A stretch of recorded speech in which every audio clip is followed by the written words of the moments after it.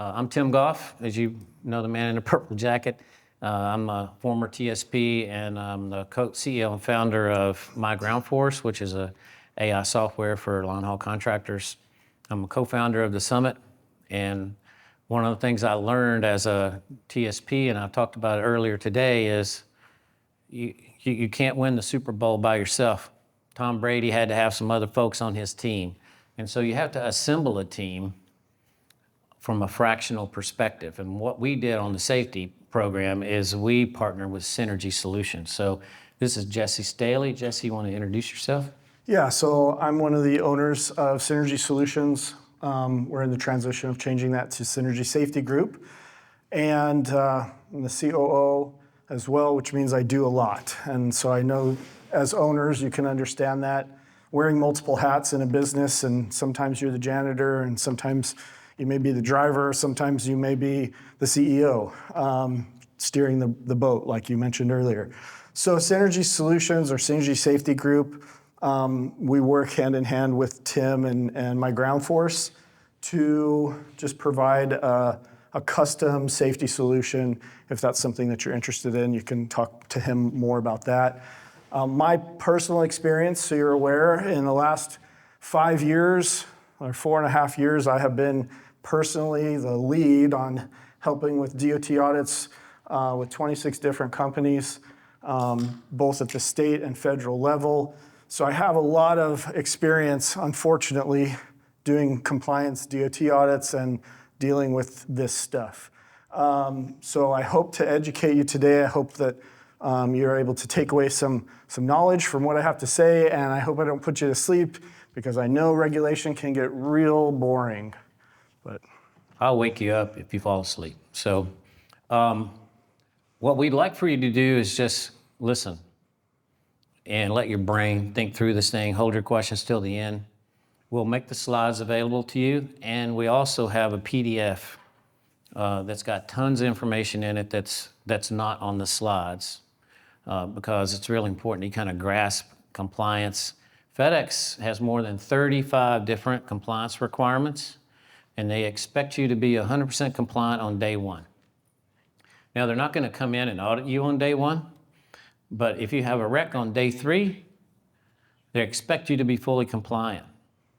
And it's not a scary thing, it's just something you have to handle. Every business has got different things, and look, the trucking company is federally regulated, and so we have to play ball. And so today, we're going to talk about blocking and tackling. So here's the agenda. We're going to run through the TSPA compliance network, framework, shall we say. And our approach is how do you organize an operation around these 35 plus compliance requirements? And it sounds like a lot, and it is a lot. It's one of the reasons myGroundForce exists. I had 60 trucks. I needed some help. And so myGroundForce handles a lot of the compliance management for you. For instance, if you had to go do, and we're going to talk about inspections, Jesse's an expert on those, but the first thing that's going to happen in inspection is they're going to ask your driver for his paperwork. And, you know, there's some required paperwork that you have to have in the truck. Well, you put that in the cloud so your driver has it on his phone in case he left his CDL at home or somebody stole that book out of your truck for some reason. I don't know what good that book is, but I could never keep them in my truck. Why does it matter? So when we go through slides, we're going to say, this is what FedEx expects. Here's the approach to compliance, why it matters. And then in several places, we're going to go deeper. You're going to see some things today you might not have ever seen. In terms of what's required to actually be fully compliant. Because we're taking a DOT view of compliance in this conversation, not what people tell you on Facebook. This is what the regulations require. Now, keep in mind that you run under the FedEx DOT number. So you're not responsible for the DOT compliance with the federal government, but you're responsible for everything it takes for FedEx to be compliant. This is why you submit, for instance, monthly maintenance reports, okay? So here we go. Here's the framework. There's 35 plus contractual requirements. You're expected to know it all on day one. And when you deal with a Fortune 500 company, every one of these compliance has a team of folks inside FedEx that only do that. And you've got to do all of them They got one team that does it all. Inside that team, they're going to have processes and procedures that they follow. And when they deal with you, they're going to expect you to be a professional in all these compliance requirements. Because that's what you signed when you signed the TSPA. One of the things that I have found in my time coaching FedEx contractors is about 80% of contractors have not read their contract. And so the first thing you need to do on being compliant is to read the dadburn contract.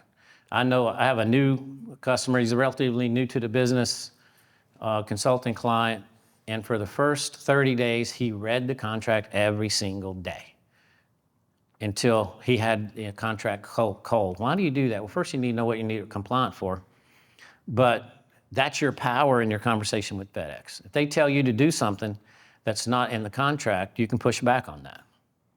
And so that's your real power in this arrangement. They expect you to be on time every time without error. And one of the things you should do when you organize a new company is, what is the worst case scenario that could happen to me? And then you organize around that. So if you're prepared to handle the worst case scenario, you can handle the normal day-to-day. But look, as a line haul contractor, you will experience the worst case scenario. The first time one of your drivers has a wreck, you'll be like, oh.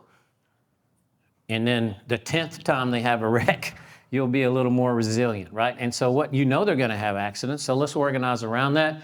And then we're gonna encourage you to have everything documented and process driven. So the way we're gonna handle this is I'm gonna introduce the slides, I'm gonna let Mr. Compliance talk about it, and then I'm gonna tell you why it matters to FedEx. So here we go. Jesse, take it away on hours of service. Okay, so in a DOT audit, and like Tim mentioned, there is this layer of protection a little bit. I would almost say it's more of a false protection, that FedEx, their number is on the side of the door. So I don't want anybody to think that they can be lulled into this false sense of security. Hours of service is one of the first things that an auditor, an investigator will look at. I would say even more importantly, it's one of the first things that a lawyer is going to look at.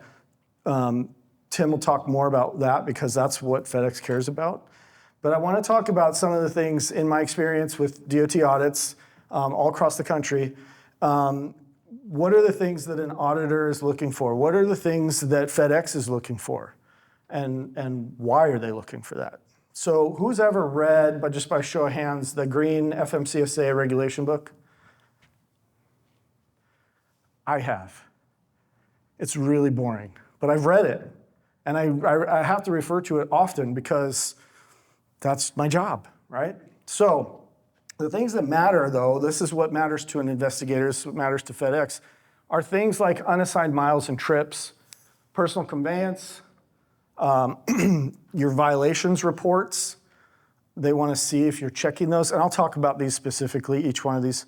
Adverse driving conditions, the usage or abuse, yard moves, and most importantly, patterns of falsification or misuse of statuses. So on each of these topics, let's start with unassigned miles. What does that mean? That is vehicle movement where a driver is not logged in on duty. That can be from your yard or the cage if you're, the drivers call it all sorts of things, but it's generally their truck is not parked inside the FedEx terminal facility. It may be a block away, it may be a half a mile away. But if the driver hops in that vehicle and drives to the terminal without logging in, now that's an unassigned mileage event, unassigned trips, depends on which system you use, whether it's Motive ELD or Lytics. So why does that matter? I should say, what are you looking for? When you're looking for unassigned miles, you're looking for repeat events. You're looking for a pattern of behavior. You're looking for miles that occur before logging in, like I just mentioned, or logging out. Maybe they're logging out at the fuel stop or Love's truck stop and then driving in the rest of the way because maybe they ran out of time. What the concern is that there's potentially the driver is trying to hide mileage or hide time. in most scenarios, what we see is that there's no need for unassigned mileage. Most of your drivers are probably not booked on a route that's going to cause them to, go right up to that 14th hour. But even when they are, logging out of the vehicle or recording those unassigned miles, I should say, making that happen, puts you as an owner in a very dangerous position.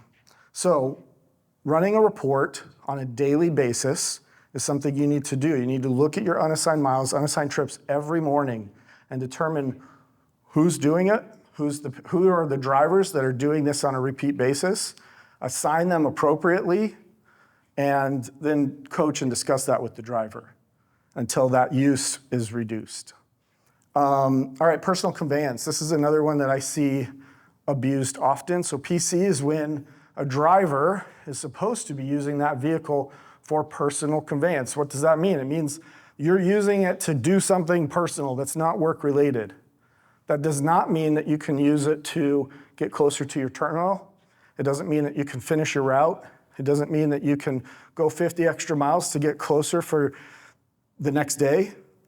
It doesn't mean that you can log out off duty and then mark PC and finish your trip back to the terminal. Those are all illegal use of PC. How do you find that? You run a PC report in Motive, in Lytics.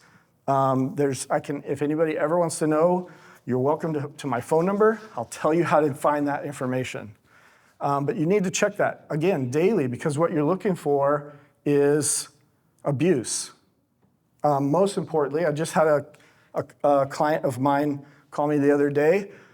Their driver drove 250 some odd miles on PC because they wanted to get home and they knew that they wouldn't be able to under their normal 14-hour, this wasn't a FedEx contractor, but nonetheless, they got stopped at the port. It was discovered. They shut that driver down for 34 hours. And it's a 90-point violation on their CSA. That means less to you guys because you don't see that as much. You just know that FedEx gets really mad when you get a violation. You will see it on your safety score, though. You will see it on your safety score. So again, running that report daily so that you're looking for frequent misuse of PC or abuse. 2 to 3 miles to go from a terminal to a restaurant and back, totally acceptable. But 20 to 30 miles, that's where the DOT is going to pay attention. That's where FedEx is going to pay attention. All right, so the violations report. This is something, again, you need to be running every day. You need to look at your violations from the previous day to look for things like 14 hours, going over your shift clock, not taking your rest break, driving too much, going over the 11-hour clock, and also the 70.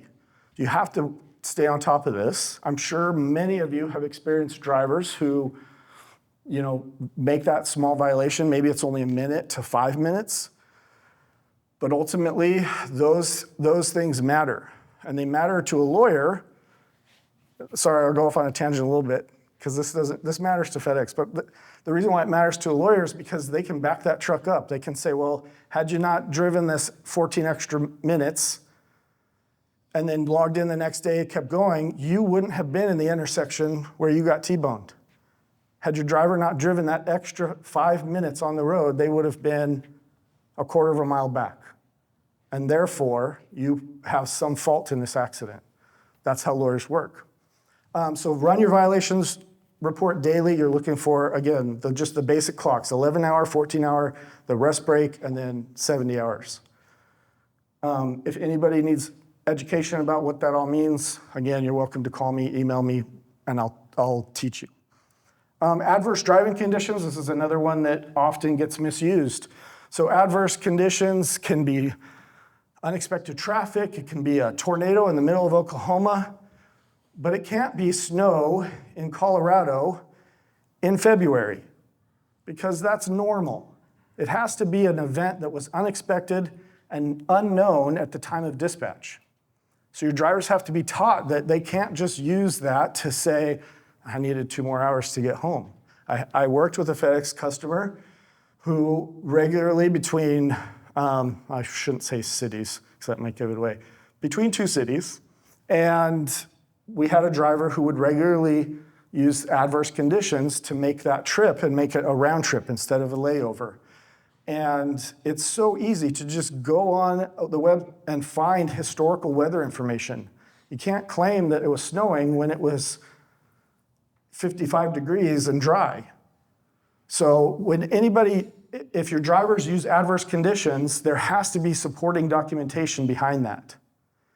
And you can't use it for things that are regular occurring things. Traffic in LA at 5 o'clock. You can't use adverse conditions for that. Construction zones that have been in place for months, like I-80 across Nebraska, is always in a construction zone. So you can't use adverse conditions or adverse conditions for that scenario. Yard moves is another one where what I see is like excessive use of yard moves. And that kind of raises a red flag because in most scenarios, that really doesn't even help the driver because yard move is an on-duty period. Most drivers don't run into the 11-hour, which is what yard move helps you save. It counts that yard driving around.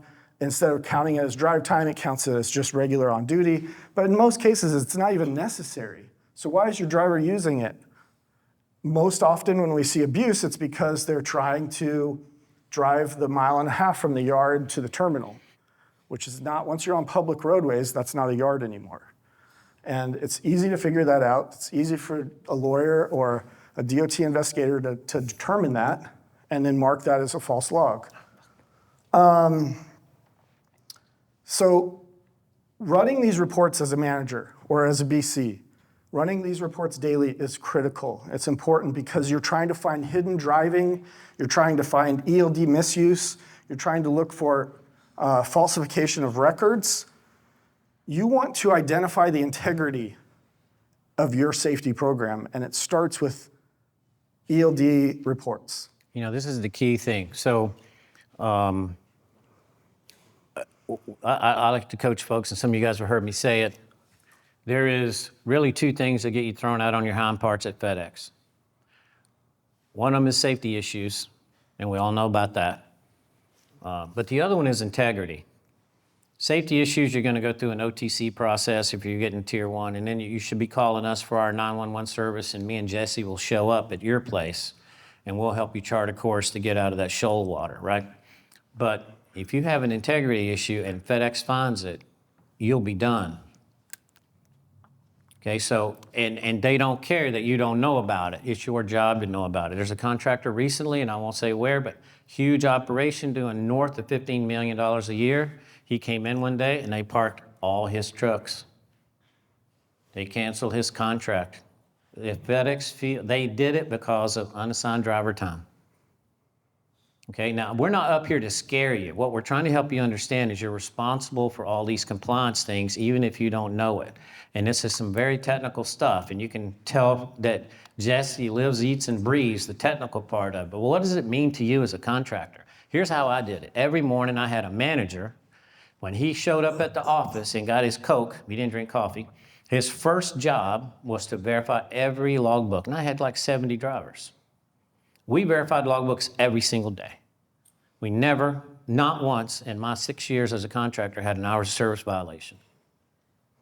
We did not tolerate it. I actually took the opportunity to select PC as a status out of the ELD. You couldn't even select PC if you drove for me. FedEx looks very dimly on PC. The routes are engineered, so you should never have to do that. Okay, and so it's up to you to be on top of that or have somebody that knows what they're doing be on top of that. That's why it matters. But FedEx is really looking for a culture of compliance. If you stub your toe one time, that's not the issue. But what they want to see is that you would have found it. They might have found it, but they would have expected you to have a culture of compliance and where you find it, because you have programs to remain compliant. And we could spend all day on hours of service, and Jesse would never even drink his water bottle. So we're going to move on here, but we can talk a whole lot more about it after if you want to, but there's a lot of stuff we have to get through. But of all the things that FedEx is hammering people for right now, unassigned driver time is a big issue. You know why? Because now it's in the Spotlight report. If you want to know what matters to FedEx, look at that Spotlight report. If they're telling you, if they're reporting that back to you and holding you accountable to what's in Spotlight, you better pay attention to that, because they are. Okay, and so once Motive is across the network, and there's 1,100 contractors that have already made the move. We co-brand with Motive at myGroundForce, so we have some of this information. 1,100 contractors have already made the move. And so we have a ton of data. So FedEx has a ton of data, and the data coming from Motive is way better than we got from Omnitrax or Trimble and all that kind of stuff. It's one of the reasons they made the move, not to just force feed you, but it's a better situation for their DOT compliance requirements. The data is much cleaner, and so they're able to report back to you a lot faster on issues than they used to be able to, which means they can find things. So you don't want to create a culture in your company where you tolerate these kinds of things. So have a program in which you find it, because FedEx is getting better at finding these things. And you don't need to be scared of FedEx. Look, all they're doing is what they're supposed to do. They're doing what the federal government is requiring of them. And therefore, you are required to do that. Again, it's not your DOT number, but everything else below that motor carrier number is your responsibility. FedEx doesn't tell you that. Remember that book you get when you start as a line haul contractor? They give you the how-to manual, and you open it up, it's got no pages in it. They just throw you in the ocean and expect you to know how to swim. That's a very challenging thing. It was very challenging for me. So obviously that's why me and Jesse are talking today, because we can help you with these kinds of things. All right, so roadside inspections. Another big deal. These will go straight to your safety score. And these are things that if you have a problem with a roadside inspection, it's going to show up. Now, I'm going to turn Jesse loose on what this means, but here's a way to get through CSA inspections. Your driver should always be wearing a shirt that's got your company name on it. Always. I had a driver who liked to show up for work with chains hanging down like this and shirt half unbuttoned. You will not get through a roadside inspection like that. If the driver looks professional and the truck is clean, and the officer's going to say, let me see your documents, and he whips out his myGroundForce app or however you're doing it, and he goes boom, boom, boom, boom, boom. Let me see your ELD. He goes in there and boom, here's my hours of service, emails it to the officer. You'll be out of there in 5 minutes. But if you stub your toe on any one of those things, you're going to inspire him to then walk around the truck and look for things. Okay, so you can, and I'm not, if he wants to find something, he will, right? So obviously, you got to have a maintenance program that defends against those things, but you need to train your drivers on how to handle DOT inspections. We used to have mock inspections just so they could practice how they would handle it, right? It's just like, you don't just land on the ship the first time. You do 1,000 practices before you do it the first time, right? And so create that culture where this goes on. So Jesse, take us through quickly here on the specifics on hours of service as you see it from a compliance expert. Yeah, so, sorry. So if you look at this, I'm sure many of you can't read this from back there, but these core topics look like they're pretty much the same as what we just talked about. The difference between the last slide and this slide, this is where it becomes real, right? Those violations, those incorrect use of PC or adverse conditions or 10 minutes over on your 14-hour clock. In the roadside, that's where the integrity of your system, the integrity of your driver is put in the spotlight, okay? So those inspectors, especially at port of entry or scales, that's their primary job. All they do is eat, breathe, and live regulation. And like Tim said, how you treat them, how you're prepared, the professionalism that your driver walks into that office really can change the outcome. And they'll find the problems if they're frustrated. It's similar to if you're speeding down the road and you get pulled over. If you're gonna argue with the officer, you're getting a ticket. But if you're polite, you may get by with a warning. So hours of service, that's the first thing they're gonna look at. They're gonna ask to view their logbooks for the last 7 days. Your drivers need to know how to use Motive or Lytics to send that information. That needs to be part of orientation. training them through, not just handing them a book and say, here, figure it out, but sitting in the truck with them, is my opinion, and showing them what buttons to press, or if it's on their phone, showing them where to find the option to, there's two options. One, either put it in inspection mode, which most officers don't want to deal with. They just want you to email the logs to them. Your drivers have to know how to do that. Because I'll tell you this, the roadside inspectors, the highway patrol, state patrol, they've seen this all before. They know how to do it. They could grab that phone or device or tablet and punch the numbers and send it to themselves. They know how. They will not tell your driver. If your driver doesn't know how to send their logs in, they'll get a violation. So they're going to look at our service. They're going to scrutinize every decision that was made. If PC use is on their log and it says fueling, they're going to write them up for falsification of their status. Fueling is not a PC use. So they're going to scrutinize all those decisions. And when you do get that roadside violation, whether it's a warning or a true violation, it's the same. For some reason, I don't even know why they have warnings. It'll say on the log sometimes, warning. It hits FedEx the same way as a regular violation. So if a driver ever tells you, oh, I just got a warning, the guy let me off, that's not true. Okay, so our service, another common roadside violation, or the reason for it, is unsafe driving. That can be speeding. That's the most common thing I see. If you're in California, you're in the wrong lane. We were talking about that earlier. And there's other states like Ohio that are like that. You have to be in certain lanes. You got to know that stuff. Your drivers need to know where they are and what the rules are for that local jurisdiction. But yeah, unsafe lane changes, speeding are the two most common violations I see, not just in FedEx, but across the country. So you need to teach your drivers, right, that speeding matters. How you merge into traffic matters. Just all of those things that go into unsafe driving, running red lights, rolling stops, which is a KI. Well, it's not, but it really is. So that's important. Vehicle maintenance, this is probably the number across all companies that I work with, FedEx, tow companies, OTR companies. Vehicle maintenance is the #1 category for violations at just about every company that I come across, every micro industry within the trucking world. And vehicle maintenance, it's the simple stuff. It's lights, right? Which is about a pre-trip, which we'll talk about on the next slide or two.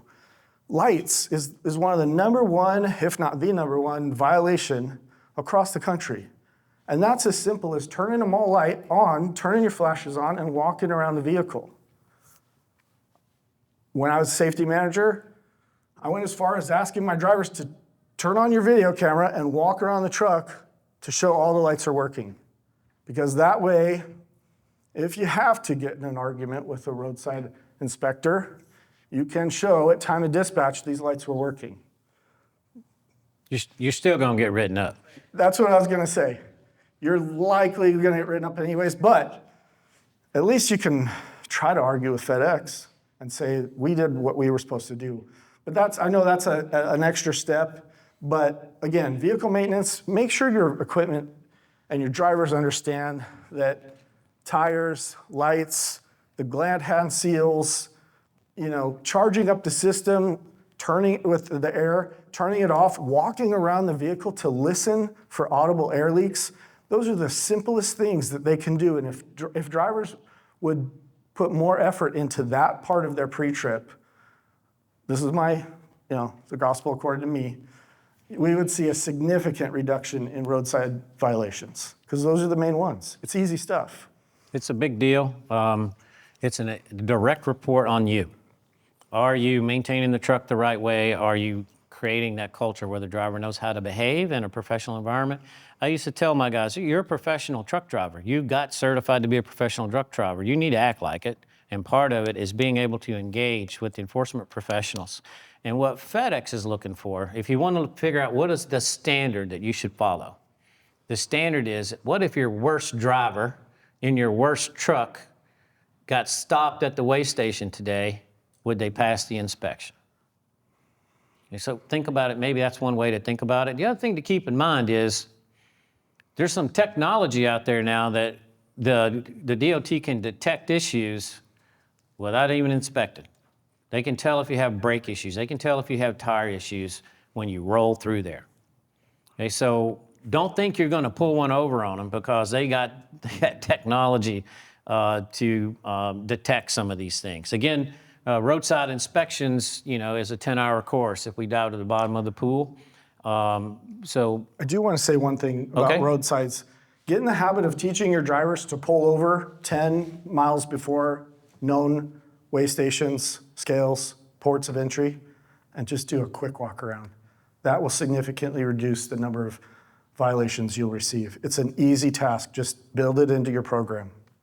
that's good. That's good coaching. All right, so let's speed through here. Here is the DVR process, which I guarantee you've not seen this before. Well, we kind of took the regulations and we turned it into a step-by-step slide. At myGroundForce, we have a complete slide series on compliance, and we built this slide essentially. Here are the steps, and Jesse's going to run them through with you real quick. Yeah. And this is the kill chain you need to follow. And I'm gonna be honest with you, I wasn't all that good at following this kill chain all the time. It takes work. It's one of the things we're doing at myGroundForce. We're ready to pull in all your DVRs from a motive device. And then, as I'm going to talk about at 4 o'clock, we're going to have agentic AI that will, for instance, analyze all your DVRs and start to tell you who's doing a good job and who's not, how many open DVRs do you have, et cetera, et cetera. So, Jesse, run us through this thing real quick. We got about 30 minutes to go here. I'll go fast on this one. So we're required to do an inspection, a vehicle inspection daily. That can be a pre-trip or a post-trip. You have to, every driver has to do at least one of those every day. My recommendation is they do both. Some systems like Motive, I believe you can build that in so that they can't move forward until they do it. But, so let's say a driver does this pre-trip or post-trip and finds a problem. That is marked in your system. If it's electronic, if you're using paper, we can talk about that, but let's just use electronic. So the defect is found, they mark that, they sign the electronic DVIR, and that goes to management. Then the repair is ordered, scheduled, whatever you want to say, right? Eventually that truck, and it should be more or less immediately, that truck goes to get repaired. Here's where the process breaks in most scenarios, in most companies that I've worked with over the years. The repair has to be completed, yes, but the mechanic has to sign off that that repair was done in the same DVIR. So electronic systems allow you to do that, paper systems allow you to do that. So you'll have a driver signature, a mechanic signature. If, let's assume we get that far in the process, this is where the next place where it gets broken.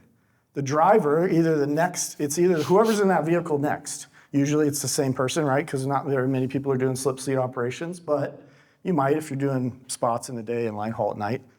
So that next driver has to verify that the repair was completed and the defect is no longer present.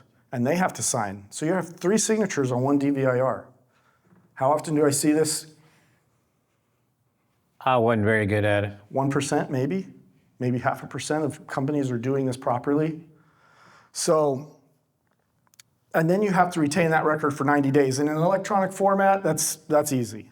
And most systems, you can actually set it to retain those records for 90 days and then purge it, which is always my recommendation. Don't ever keep records longer than the requirements say that you have to. But yeah, this just doesn't happen. This process just doesn't happen, but it needs to, and it's an exposure when you're sued. It's an exposure. And you've heard Jesse talk about this a lot because he works in the non-FedEx world more than in the FedEx world. But, and I talked early on planning for the worst case event. Well, what Jesse does all the time is helping companies protect themselves from plaintiff attorneys. Okay, and what I encourage FedEx contractors to do is think the same way, because the reason compliance is so critical is if you're not doing the things that you need to do and you have an accident and FedEx starts asking you, send me the video, that'll be the first thing. then I want to see the DVIR for that incident. And boy, we better not have a maintenance event on there that was not corrected, as an example. But FedEx will be, they're just running their company the way you would. I'm not anti-FedEx at all, but this can happen. I've seen it happen. FedEx does a compliance audit on you related to this truck or this driver. They find something that's not there, that's not supposed to be there, and they're going to say you were not compliant with the contract, and they're going to cut the string. And then you're going to be out there, they're going to settle, and they're going to leave you out there, and the plaintiff's attorney is going to sue you, potentially. Okay, and so then you just plan for that so that you don't run into that situation. So this is planning around the worst case scenario. I used to coach my team when we were managing employees. Hey, build the employee file as if you got to go present it to court tomorrow. And if you hold yourself to that standard, you're very likely to not have to worry about it, right? I can't tell you the number of lawyers I sent packing when they were trying to say I didn't do something right. I'm like, okay, well, here's the records. The records are the key. Okay. All right. So electronic DVIRs is what we just talked about. And again, we can provide you these slides because there's a lot on these slides. But I think the short of it is you can just use electronic. Before, the language is a little ambiguous. You can go fully electronic. It just clarifies that. right. So again, the drivers can document their DVR, their driver vehicle inspection report. That means there's an inspection involved. They can document that in their ELD. We'll just talk about motive. And now you have a record that a DVR was completed. Assuming it was completed and there were no issues, it's no big deal. But if there was an issue, this is where the thing breaks, as Jesse talked about. So you need to organize that kill chain so it doesn't break. You can do it, there's no one body yet that can fully automate that, but we're this close. All right, so let's keep rolling here. We're going to talk quickly about equipment and operations. Okay, so on here, the core topics that I want to talk about, I think is most relevant to you, is trailer connections and disconnects, improper hooking, trailer pull-offs, and then how it affects you, I guess. So in the SRI report or SRS and FedEx, what they're paying attention to is these incidents, right? I had a contractor I was working with, and they fortunately had a process in place where the driver takes a picture in, I can't remember which one, maybe it was your system. Yeah, we use safety forward to document it in our case. So in their pre-trip process, they have to take a photo of the latch covering the kingpin. This driver did that, did the tug test, started to drive away, got as far as the driveway, which was kind of, had some elevation to it, and the trailer came loose. And because we had the photo, we were able to dispute that, and so it did not count against them as a preventable accident or a drop trailer, preventable drop trailer situation. So when we're talking about equipment and operational compliance, this is specific to FedEx, right? A drop trailer in a yard, DOT doesn't care about that, right? The likelihood of a lawyer somehow getting involved, slim to none, right? FedEx certainly cares. You all know that. So trailer disconnects, drop trailers, pulling off from the dock door before you're given the go-ahead, build a process that protects you. So, like I said, pictures of the kingpin latch. One company that I work with, they have their driver stick their hand up and take a picture of the seal while it's still at the dock door to show the seal, the door shut, and all of that, right? Those are the things that protect you. So these are events that, like I said, DOT is not going to be involved with, but this is absolutely what FedEx tracks. They're really looking for patterns. All this stuff is about a pattern. One incident does not create a pattern, but if you have 3 drop trailers by 3 different drivers in the same 2-week period, you're going to get a lot of help. And it might be the kind of help you might not like. And so you want to operate your company in a way where you don't put yourself in that situation because you got other things to worry about. All that time you spend trying to, talk your way out of 3 drop trailers in 2 weeks, you could have spent on steering your ship in the right direction. All right, so driver qualification and fitness. I'm going to turn this over to Jesse to go through it, but as you guys recall, FedEx Ground gave up its motor carrier number and went under FedEx Express. Well, there was a big reason for that, and I'm not trying to say I'm FedEx and I was in the meeting, because I wasn't, but the FedEx Ground score was terrible. And the number one issue on the FedEx Ground score was driver fitness. And if you look at it from a macro level, it tells you that contractors as a whole did a sucky job on managing their way through these kinds of things. And now they're in a cleaner DOT environment, right? And you've noticed FedEx has really dialed up the compliance requirements on some of these things that we're going through. And that's because they're trying to protect what's a pretty good CDSA score right now in the system, because that ground score, it was like climbing a mountain that kept growing. We just kept making the problem worse as contractors, right? And so, Jesse, take it away on this one. Okay, so you all use First Advantage. That's who basically manages and maintains your driver qualification file. I'm just going to say DQ file from now on. So your DQ file is, in a normal DOT setting, you're responsible for that. And there's a lot of paperwork that has to go into that before your driver can legally be on the road. First Advantage does a good job of collecting that information for you, but I'm not fully comfortable handing the reins over 100% to anybody. And so that whole compliance process, like you should be in First Advantage checking regularly. My recommendation, honestly, is you build a separate driver qualification file. There's some things that will be difficult for you to obtain, like the drug and alcohol clearinghouse, in fact, impossible, because you can't log into the clearinghouse on your own.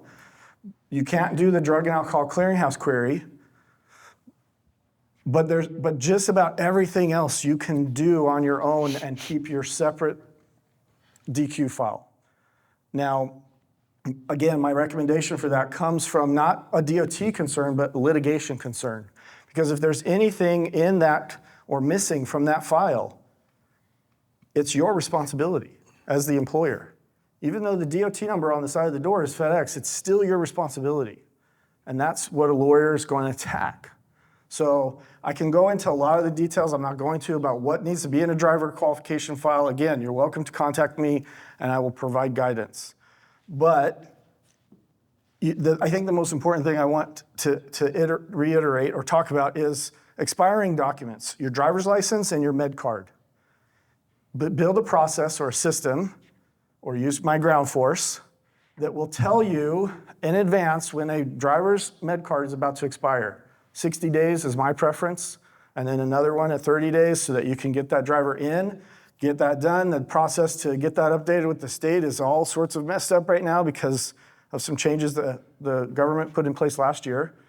But you're in charge of managing that and monitoring it. If your driver gets pulled over and his med card is expired, or let's say he has the paper copy or she has the paper copy, but it's not on file with the state, it doesn't matter. It's not valid anymore. So you're responsible for that. So have a process to manage it, as well as driver med cards and driver licenses. This is one thing that is fully automated in myGroundForce. We had a customer have an accident. Unfortunately, his driver had one of those heart attacks where 1 second you're alive and the next second you're not, at 65 miles an hour with 2 trailers. Okay, so no other cars involved, but obviously we had an accident, and until it was determined that that was the cause, you had a fatal accident. And when you have a fatal accident, you're gonna get a lot of attention from a lot of people. As you see, you're expected to be able to produce that DQ file in 48 hours. Well, FedEx called our customer and said, we need to see this. And within 30 minutes, he sent them all the documents, because they're all in the system. All his maintenance documents are in the system, so he had life to date on his truck, and he had life to date training requirements on his driver, and he had life to date compliance on all the other driver fitness issues, and they left him alone. That's how you want to respond, because if you leave a rabbit hole, you're gonna get some big rabbits, and you don't want that, okay? So again, me as an example, I had a full DQ file on every driver. Now, you can't request the clearinghouse, but a driver can anytime he wants to. And so one of the things that I recommend as a best practice is that when you hire a driver, have him pull and produce to you a copy of his clearinghouse. And then every year, FedEx is gonna make you log in and do the clearinghouse, right? So, but you can build a complete DQ file if you work at it and you create that process internally. All right, and you can store those documents, that clearinghouse query in myGroundForce. We have a place for you to store it, and then we track all the rest of the stuff. And we start at 90 days reminding you that you have a CDL that's due or a med card that's due. All right, vetters. Okay, this is a 1 week course, and we don't have a week, Jesse, so run through this thing. All right, who's familiar with vetters and KIs? You should all be raising your hand. If you don't, come speak to me. So this is your camera system, and this is what FedEx is paying attention to a lot, okay? There are the main indicators, the 5 key indicators that they track, but if you've been with FedEx for more than a couple years, you've noticed that list grew, right? And I mentioned earlier, rolling stops, it's not technically part of the KIs, but it will be. They're going to add more. And the reason why they add more is because they know that these are leading indicators to accidents that either cause injury, death, or really large lawsuits. Every one of those key indicators in the vetter system is 100% a leading indicator for serious problems. So you need to be checking this. You need to be watching your cameras daily. You log in, look at what the events are there, coach the drivers, and document that coaching. Okay? If you don't have a process to document that coaching, develop one and get a driver signature, have your signature, your BC signature, date that, because that is your protection when you're sitting on the stand explaining that this was merely an accident, not negligence. Right. Do you want me to keep going? No, I mean, like I said, we could go all night on this one. But the coaching is critically important. What we recommend to our customers through our safety program is Synergy coaches all those things dynamically. Every single day we coach every event. And we're coaching it remotely. We're not calling the driver and doing a Zoom call or any of those kinds of crazy things, but we are coaching them. And every week we give you a report. And we'll say, okay, you got 10 drivers, 7 are clean, 3 are issues. Okay, now where these things break down, in every company that has issues with this, is in some cases it's coaching, but for the most part, it's what do you do about it? Because there's a lot of stress on revenue. And your job as a CEO is revenue assurance. And one of the ways you guarantee that you get revenue is you have a truck and a driver every day. And sometimes you struggle with making the decision on a guy who's a repeat offender as to whether or not you're going to take action and set him down for a day or set him down for 3 days or let him go, because it's going to create a revenue assurance issue for you. Okay, well, that's why you get paid the big bucks, right? It's your company. And so this can happen, and so plan for it. I always try to have spare drivers available in case I ran into this. But here's a rule of thumb for you. You've all heard about the Pareto principle, the 80-20 principle, right? And I guarantee you, if we had a conversation right now, you would be able to tell me that, well, 80% of my drivers never trigger a video. It's 20% of my drivers that are triggering all of my videos. So then you got 2 things to do. One, you know it's possible. You can take that truck and the driver that doesn't trigger videos and put him on that route, and he will not trigger a video. And then you take the one in the 20% and put him in the same truck on the same route, and you get videos. And they're going to all tell you, well, it's too sensitive, or you can't do this. I'm doing it right. And the answer is no, you're not. And you have to manage that. Okay, and there's 100 different ways to do it, and we're not going to go into that, but you will be, if you monitor your videos closely, and what we do is every day we give you performance charts. And you can look at it by individual driver, or you can look at it by vetter issue. And you can see if you're trending up or down on certain issues. There is no absence of data if you're using our system. The question is what do you do about it? And this is why you're in this room. But you have to take action on that. Because I guarantee you, the guy who's causing issues, triggering videos every day, will be the guy that wrecks your truck. Okay, so at least wrecks it in a preventable way. It's a very high likelihood he will be the cause factor. He or she, I'm just going to say he. Okay, so take action on that. This is one of the things that you need to have a program doing it, or you have to have a partner do it for you and stay on top of it. The coaching part is really important, which Jesse has talked about. I don't want to miss out on having some questions here, but it's not just whether you're coaching, it's whether the coaching is working. Don't just check the box and the guy continues to have the same issue. Okay, well, we're not doing any corrective action here. And look, these things only matter when something goes sideways. Okay, if you're not doing a good job, but he never has a wreck, okay, you're just being lucky. But if he has a wreck and you have a pattern of coaching but not correcting the activity, okay, we have a pattern that could potentially expose you to increased risk. I'm writing a book series on distracted driving. So I'm using the research that's been developed by psychologists that are being taught to Air Force fighter pilots. And I went through part of it, but it wasn't as detailed as it is now. What you find is about 70% of the time the human brain is distracted. And he's driving, and it happens to you, it happens to everybody. So the question is can you teach that human to focus his attention? Can he identify when he's not focused and refocus? And there's some techniques that you can use that we teach the guys that have the hardest job in the world. And I'm turning that into a book for you to create a program in your company where you can train your drivers on how to pay attention to the right things all the time. And I call it Stay Frosty. The military guys will understand that. It's coming from the Locked On Operator series. That will be out sometime in the summer. It'll be a full program for you to implement in your company. But distraction is more than looking at the cell phone. It's more than, I had a driver arguing with his wife on the phone, on video. I could listen to the whole daggone thing, and she was loud enough I could hear her side of the call. And 2 minutes later, he wrecked a truck. Why do you think he wrecked a truck? Was he paying attention? No. He was distracted. Okay, and that's just one example. There's a million examples. So there's a way to address that. I'm sure you've said to yourself, I trained him on everything. He said he knew what he was doing. I had drivers tell me, well, I knew I was supposed to do that, but I didn't do it. Anybody had that problem? If you got drivers, you've had that problem. And so I couldn't figure out how to address it. My son's an Air Force fighter pilot. I figured out what they're doing for them. I'm going to turn it into a tool that you can use. So, all right. Why does it matter?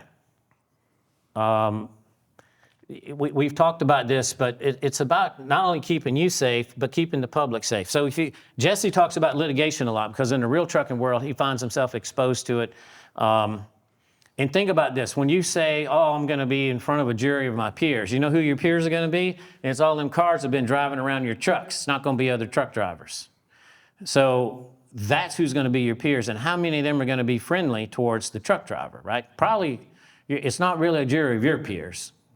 And so then run your operation so that if you ever find yourself in that situation, and it does happen to FedEx contractors, then you're ready for it. So it's not just paperwork, right? You're trying to protect the community.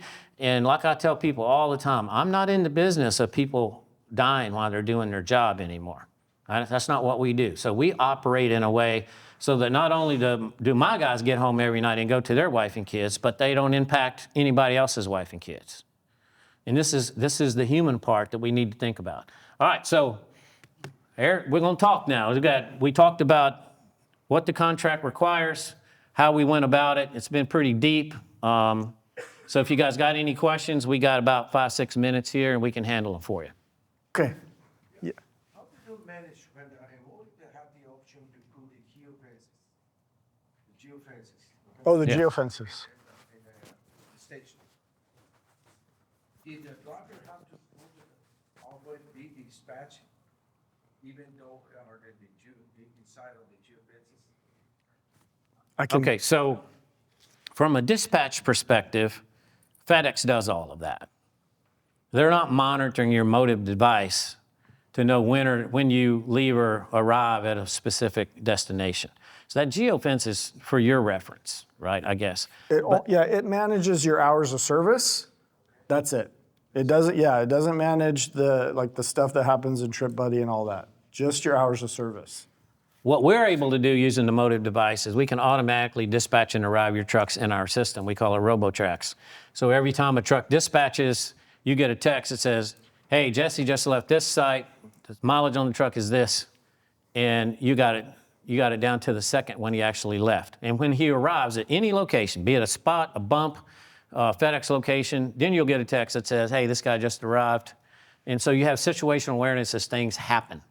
The geofence helps you with hours of service, but there's a lot of capability out there that can advance your knowledge of what's happening dynamically without making phone calls and sending emails.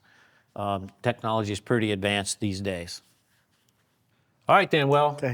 If you have another question at some point, please let us know. You know how to contact us.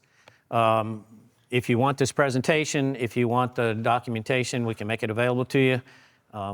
And look, it's a lot, okay? And you might need some help, and there's help out there available to you.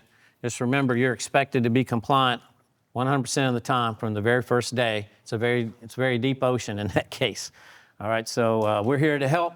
Add some free agents to your team so that you're in a position to be compliant with the contract all the time. Pretty boring subject, but absolutely nuts and bolts to being a successful contractor.